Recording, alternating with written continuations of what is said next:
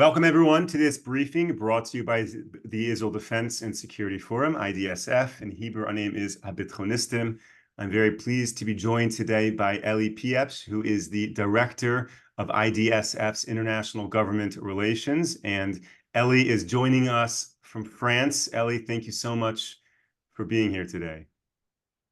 Moshe, it's a pleasure. I'll say it is unique being in Paris. It's actually a beautiful day in Paris. Got to see quite a bit. Got to meet quite a group of interesting people. I'm here with some other colleagues from the IDSF's advisory board who have a background in France, who speak French a lot better than I do, trying to develop IDSF's presence in France. France is one of the more significant countries in the European Union, in the European Parliament. And we are trying to engage with them as one of the things that we've come to see is that our enemies, the Islamists, the pro-Hamas guys, have huge budgets and are spending a lot of money on lobbying. Frankly, at the first few days after October 7th, the most visible and the most prevalent presence in the European Parliament was the government of Egypt. At that point, they already understood the pressure they were going to face to allow Palestinians, Gazans, who wanted to flee Gaza from the immediate expected Israeli response. Egypt made it very clear they did not want to have any Gazans flee into their territory, and they started immediately with a very heavy lobbying presence. Throughout Europe, the Arabs have a very strong lobbying presence. Us not as much. So as a result, we've decided to IDSF's international division. It really has decided to put a lot more effort into Europe. And I would say France specifically, partially because of its influence in Europe in general, but also because it has such a large Jewish community, and the Jewish community is engaged, is very much like-minded, and as a result, really has seen the growth of a very virulent pro-Palestinian, in fact, at this point, really a pro-Hamas element in the French and particularly the Parisian public. And that has made the Jewish community much more engaged, much more sympathetic to our cause. A perfect example is actually one of the meetings we had today. We met with members of the French National Assembly from multiple parties, including from the right, but most interestingly, from the left, the socialists. Socialist parties in Europe, as you might imagine, are on the far left, usually fairly hostile towards Israel. And we met with a member of the National Assembly who comes from a fairly rural area, an area that can be very clear he has absolutely no Jewish constituents. Israel, nothing about Jewish life is not part of his constituency. It's not really part of his makeup. You would say that his interest in meeting with us and seeking us out was that he has a real understanding that the fight that we are waging in Israel against these Islamists is one that every other European country is going to be facing.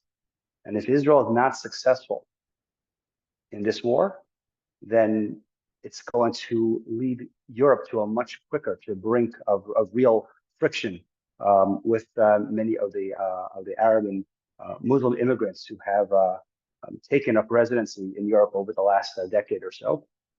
And therefore, he wanted to get more educated.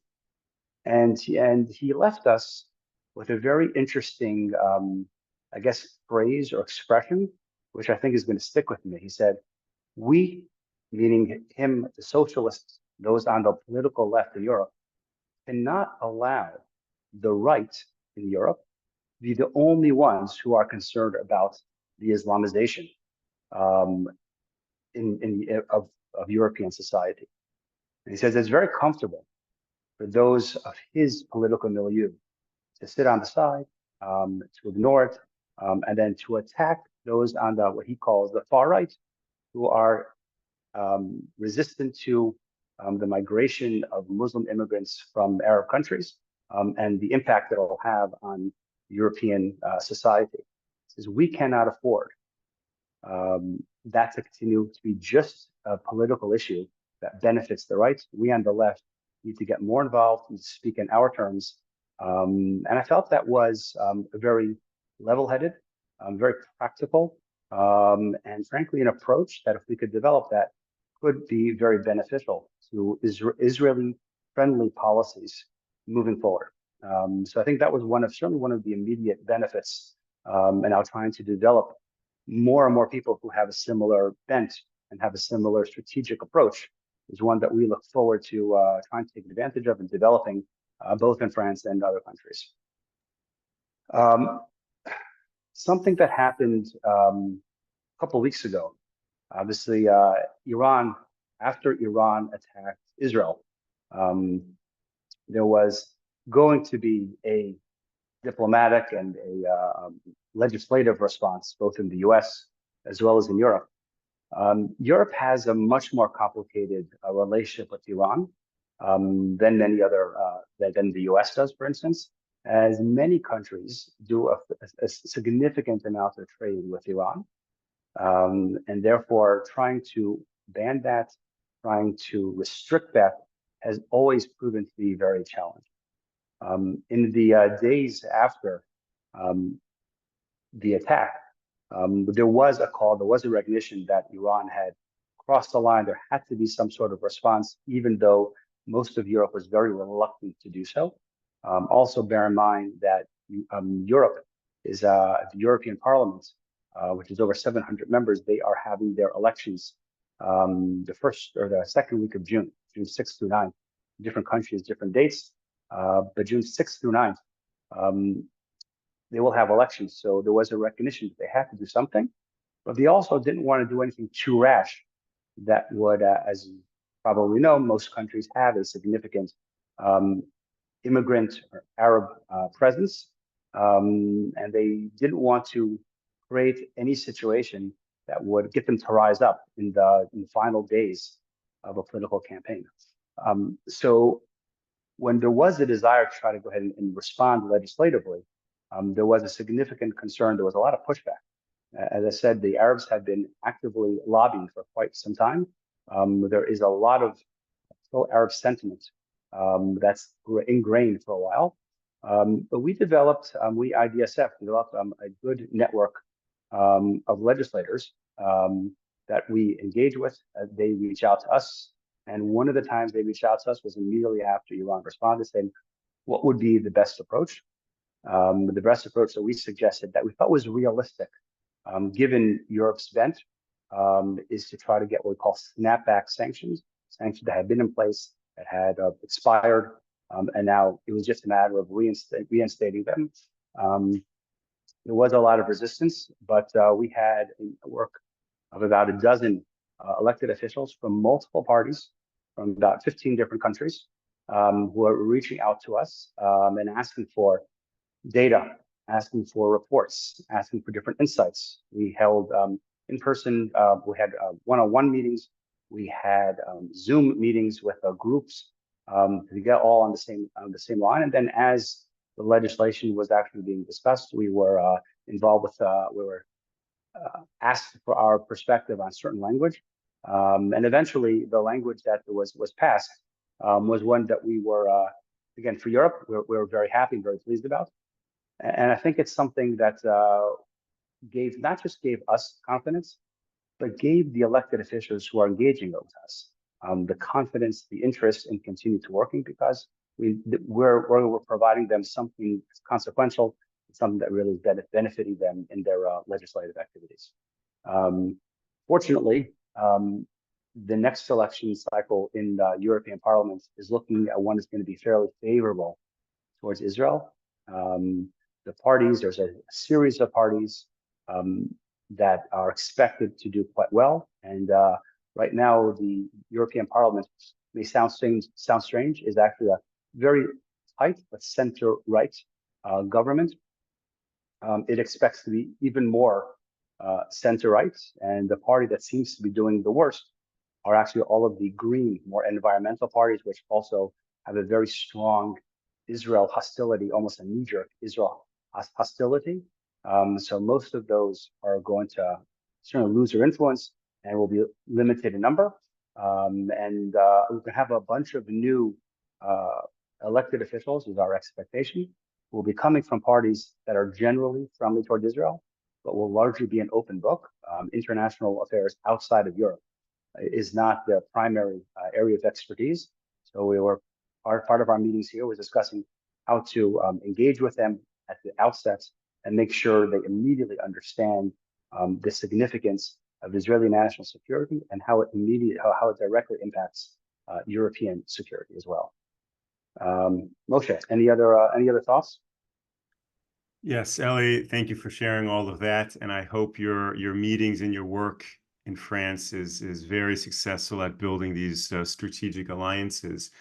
So first off, as you know, back here in Israel, the operations have really kicked up in Rafah, and I'm curious to know what the sentiment is amongst the people you're meeting with right now in France about their concern for these increased operations by the IDF right now, and no success in creating a deal with Hamas. Are you hearing anything on the street or with the people you're meeting with? Absolutely. I would say the first questions or the first comments, I wouldn't say a question, the first comments are, they say, all we get is our information is from the media, and we know it's not trustworthy. It's sad that actually elected officials don't have the ability to get reliable, trustworthy information. Fortunately, they understand now that the media is not trustworthy, but they know that it has a tremendous impact. They know they're impacted. They're grateful to have the opportunity to talk to people with firsthand knowledge, but also institutional knowledge, people with a significant track record in either the IDF, in intelligence, in defense industries in general. And you can tell that they greatly appreciated that. Specifically with Rafah, since it was ongoing, we didn't get as much. Israel shouldn't be doing that. That certainly is a very broad sense in Europe. Europe is, as we're getting close to elections, Europe was petrified that Israel was going to respond in a way to Iran's attack that was going to lead to the damaging of potentially of Iran's oil industries, and that could lead to a very quick spike in oil prices. The spike in oil prices is probably the one thing that most European countries are like, do whatever you want to Iran, just wait till after our elections, so that the economic consequences will be felt after the voters have had their say. And I think Rafah is similar. People don't know what Rafah is, where Rafah is. They just know for the last few weeks, the Biden administration, the European leadership in the European Union has been, the UN, everybody has been saying, Israel, don't do Rafah, don't go into Rafah. They don't know what it means, they don't know what it is, but they think it has the ability to cause even a bigger upsurge, create even more violence and protests in the streets, and they don't want to see that. Once it has started, and we make it very clear that the last thing that you want is for Hamas to survive. If Hamas survives, that only emboldens the pro-Hamas sentiment in your streets, in your cities. And when we were able to explain that, I think there definitely was a much more of a comfort level. And certainly, if Israel is going to decide to do something and jumps in with 2 feet and says, this is what we're doing, the hope is that Israel finishes the job. And I think we got that pretty much from everywhere. We did meet with a very interesting think tank that really prepares future staff members and oftentimes even elected officials for the political and the foreign ministry here in France. And they acknowledge that they come in with certain biases. They've had a certain way of thinking, and they said, that it seems like that you as an organization have a difficult time or don't appreciate the two-state solution. That we see that. So they said that, well, then we see you as political. I said, do you see that that statement is political? That if you're going to see one, then the other side has to be as well. It led to very interesting conversations. We're hoping that we're opening some eyes and just cracking some preconceived notions, which I think is really important. And if we're going to make progress, we need to start challenging and holding accountable these preconceived notions that have been proven to have failed. And we now need to make it clear that they actually failed. You know, anytime you're talking about what's happening in Europe, certainly with this audience, you want to know what's happening in the States. And I think Congress there is a tremendous amount of support for Israel finishing the job in Rafah. There certainly are those who are against, but for the most part, Congress understands what needs to be done. And I'll say, even while the Biden administration says one thing publicly, privately, they want the administration. They want the war to be done quickly. Everybody wants to be done quickly. And the same thing we hear about our friends and potential friends in the Persian Gulf. What do they want? They want this to be resolved. They will say they want Israel to win quickly, emphatically. They don't want this to be a story, an issue that will be riling their Arab streets. So they don't want it to be delayed so long. And I think ultimately, now that Israel started, everybody's hoping that this goes quickly, this goes painlessly, and that we not only are we able to successfully in defeating Hamas, but that we will quickly get all of our hostages back. You know, when you listen to the news yesterday and today, there are all of these different reports about Hamas's claims and the deals they're proposing. And I'm curious to know, when you're right now in Europe, are you accepted as a friend and a confidant person they trust, or are they trusting the Hamas narrative or putting you both on the same level and trying to choose between? So I could say that certainly when they're talking to us, I would say they definitely see us as more credible. They present it that way. They present the information, the data they get from a pro-Hamas side. They understand that it is biased, and they also acknowledge that even though they know that it's not always accurate, they know that it's having an impact on how they view it. Despite the fact that they know that there is wrong, they can't believe everything is wrong. Everything is a lie. So they know that has an impact, and they do ask that more resources, more effort would be invested into working and providing data to Europe. There are opportunities in Europe. Europe doesn't have to be lost. There definitely are opportunities that Europe could be helping. And frankly, there are countries that, particularly with these elections, we will likely be seeing a turn in a more pro-right-wing environment, political parties and leadership that tends to be more naturally aligned with a pro-Israel status. But in order to actually make them pro-Israel, we have to be engaged. We have to talk with them. They have to understand. They have to be led to understand why this is important for Israel, why this is important for their countries. It's doable. And I think that Israel's actions earlier this week, I don't know if you discussed how Al Jazeera was finally shut down in Israel. One of the people that we met with here is basically on the Qatar payroll. He lives in Qatar full time. He wanted to meet with us. It was fascinating to hear his approach, a very pro-Qatar centric approach, thinking that Qatar could be an asset to Israel, despite everything that has happened. So it's interesting that there are smart people who still can come across that way. So there's a lot of work that needs to be done. And sometimes it does make your head spin. But I think that ultimately, I think that we are on the right path. But the most important thing is that the IDF does what the IDF needs to do. And even if we have a situation where some of our allies internationally are telling Israel to stop, the reality is that as much as it would be best if our allies would continue to give us full support, help build the deterrence, and an international deterrence, international coalition is obviously the best thing. But if that's not going to happen, a very valuable lesson for Iran to learn that even when our best allies in the world tell Israel, hey, Israel, you got to stop, you got to hold off on Rafah, Israel says thank you, but no thank you, and we move ahead. And that's not going to restrain us. That what if Iran at the end of this war understands that we are not going to be restrained by international sanctions, we're not going to be restrained by even our allies threatening us and warning us publicly, we're going to go through anyway.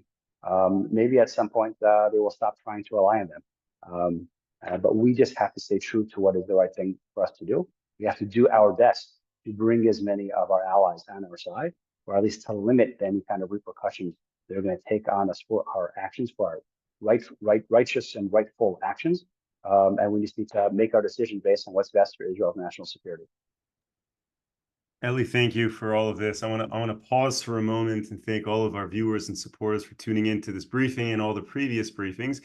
And a reminder that next week we have a very special film coming out for Yom HaZikaron, Israel's Memorial Day, and there's still an opportunity to sign up and become a sponsor for that film. The link is in the chat and will go out later today as well. Elie, I want to ask you, it's interesting that right before the operation in Rafah really ramped up, the Prime Minister's office sent out the day after plan for what they hope to accomplish in Gaza when the war ends. And part of it included a whole piece about the involvement of the Gulf states in managing for quite some time Gaza. And I'd be curious to know, in Europe, what is the relationship that the European Union has, let's say, with the Gulf states, and what would their interests be in terms of seeing economic or other opportunities with Qatar, as you mentioned, or Saudi Arabia? Europe is, in some ways, you walk around Europe, you don't see any kids. Europe is unfortunately, or you can add the adjective that you want, fortunately or not fortunately, is kind of dying. And they are in a very much of a self-growth. They're not looking for long-term, so much long-term strategic growth. They're looking for something that really could be successful in the short term. And I think that begins to be their long-term. As a result, certainly relationships with many Arab countries, even if some of them might be unsavory, is something that they are comfortable with, they're looking forward to. And the level of, and also because Europe is, unlike the US generally has one or two, maybe a binary approach. You have so many different countries, so many different interests, so many different ties. There really isn't one simple European approach to all these countries. In general, I think they would want to see stability. That has generally been the approach, which has been the approach of the US also, working with relatively strong, sometimes authoritarian rulers in the area just to keep things peaceful, keep things quiet, and hopefully, live to fight another day. Israel is no longer at that point. Post October 7th, we just can't tolerate that anymore. And it definitely is making things uncomfortable with Europe. They're not thrilled that Israel needs to do. They understand why Israel needs to do what it's doing, but this is a very different approach. And I think a post October 7th, assuming we continue with this approach, is one that's going to make, at times, Europe uncomfortable with our approach. I think that as long as Israel stays yashar, stays direct, and continues and follows through completely, I think our Arab allies and our future Arab allies will gain more confidence in us and our activities. And once they have confidence in us, they'll be totally supportive. Right now, and certainly October 7th, put a dent in our armor, our capabilities. Are we a smart strategic partners if we're not going to be able to defend our own borders? So we need to do that. We need to put that doubt to rest. And I think that you're going to see, not just here, we've had since Iran's response to Israel and since Israel's phenomenal display of defensive capabilities against the attacks from Iran, we've had an increased interest coming from African nations to engage with Israel, but really, my knowledge is too their interest in engaging with IDSF There's more engagement going on over there. Again, there's only a limited amount that we can be doing at this point. The U.S., Europe, South America, it takes up a lot of our time. Africa provides a lot of opportunities, and is something that we were going to be approaching as well. And we'll take our time and figure out the proper approach to engage with the proper countries in Africa. But I think there's a tremendous, once Israel starts acting and being successful from a strategic and from a national security perspective, it opens up lots of opportunities for us. So I think the future is very bright. And we just have to keep ahead. We have to win in Rafah, win Rafia, and finish off Hamas. Amen. Amen. That is a good plan. Elie, thank you for joining. Elie is the IDSF Director of International Government Relations. Thank you for being abroad right now and sharing all of that with us. Thank you to all of our viewers and all of our supporters for tuning in. As things progress in Rafah, we will come back with you tomorrow to discuss as much as we can in greater detail. Tomorrow we have Lieutenant Colonel Maurice Hirsch joining, and he's going to provide a very important analysis of this war. So until then, tomorrow, 10 a.m. Eastern Time, 5 p.m. here in Israel. Stay safe, stay strong. Take care, everyone.